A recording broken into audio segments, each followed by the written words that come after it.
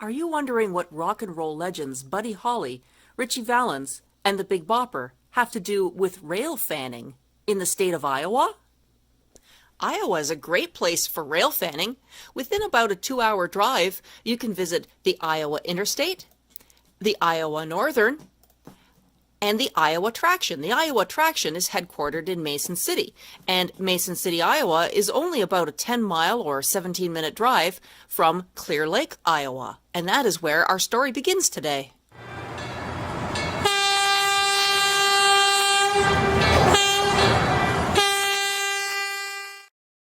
Hang on, because we're going back in time 65 years ago to the year 1959. Buddy Holly has just left the Crickets. Holly knew that he had to go back on tour again because he wanted to move to New York City to live with his new wife. Holly signed up with General Artists Corporation, GAC, for the Winter Dance Party Tour, which was going to be 24 cities in 24 days. Joining Holly on this tour were 3 other rising star talents: Ritchie Valens, the Big Bopper J.P. Richardson, and the vocal group Dion and the Belmonts. GAC Super Productions, the organization that booked the tour, made a serious mistake when they were booking the venues. Check this out. Instead of systematically circling around the Midwest through a series of venues that were close to each other, no, the tour erratically zigzagged back and forth all over the place, with distances between some of the stops more than 400 miles. Who plans a trip like this? I mean, seriously, what did they do? Just throw darts at a map? These were also the days before most of the interstate highway system had been built, so a lot of the driving was on narrow 2-lane rural highways, which are slow. And this is winter in the American Midwest. There were many times that the snow was as deep as your waist, and the temperatures were so cold. The artists themselves were responsible for loading and unloading their equipment at every single stop because they had no road crews. The entire tour traveled together in just one bus, but these buses were old broken-down school buses that were not even good enough for the school system. These buses were not winterized. They'd had no heat. It was miserable. They had 5 bus breakdowns in the first 11 days on their tour, which of course adds more time to the time that they're stuck on the road.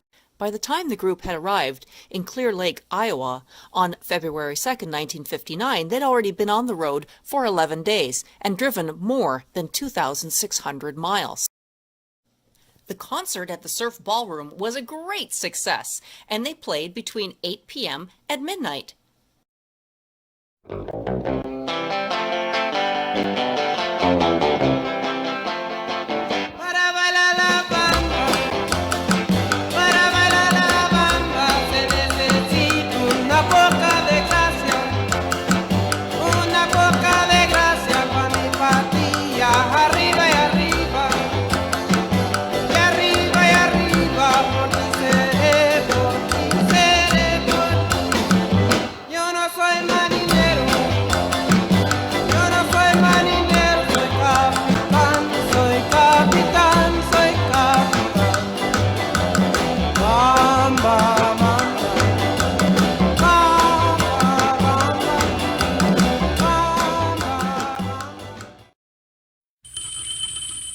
Hello, baby. Yeah, this is the Big Bopper speaking. Oh, you sweet thing. Do I want? Will I want? Oh, baby, you know what I like. Chantilly lace and a pretty face and a ponytail hanging down. Wiggle in the walk and a giggle in the talk. Make the world go round. There ain't nothing in the world like a big-eyed girl to make me act so funny. Make me spend my money. Make me feel real loose like a long-necked goose, like a girl. Oh, baby, that's what I like. Well, that'll be the day when you say goodbye, yeah. that'll be the day when you make me cry. You say you're gonna leave, you know it's a lie, 'cause that'll be the day when I die. Well, you give me all your loving and your hurt loving, all your hugs and kisses and your money too. Well, you know you love me, baby. Still you tell me maybe that someday, well, I'll be blue. Well, that'll be the day when you say goodbye. Yes, that'll be the day when you make me cry. You say you're gonna leave, you know it's a lie, 'cause that'll be the day when I die. To avoid another long bus trip, Holly chartered a flight from the nearby airport and, through the luck of a coin toss, was joined by Valens and Richardson. Their pilot was a young man named Roger Peterson, and they were going to be flying in a Beechcraft 35 Bonanza. The wintry weather conditions that night were not good. They took off just before 1 a.m. on Tuesday, February the 3rd. The flight didn't even make it 6 miles. We interrupt this program for a special news bulletin. 3 young singers who soared to the heights of show business on the current rock and roll craze were killed today in the crash of a light plane in an Iowa snow flurry. The singers were identified as Richie Valens, 17, Buddy Holly, 22, and J.P. Richardson, known professionally as the Big Bopper. The aircraft, chartered from the Dwyer Flying Service, crashed near Mason City, ironically the setting for the prominent musical The Music Man. The pilot, Roger Peterson of Clear Lake, Iowa, was also killed. The 3 singers had appeared at the Surf Ballroom in Clear Lake, Iowa last night and were on their way to Fargo, North Dakota. Their small chartered plane crashed in a lonely farmyard about 15 miles northwest of Mason City.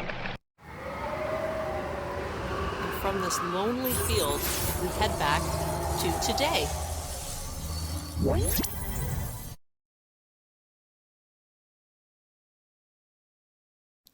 The farmer who owns this land very kindly allows people to walk along the fence line. As you can see, there's a bit of a path here.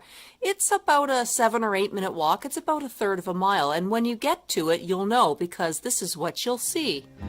Look up in the sky, up toward the north. There are brilliant stars, brightly shining forth.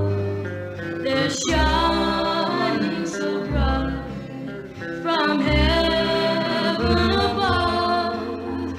Gee, we're gonna miss you. Everybody sends their love.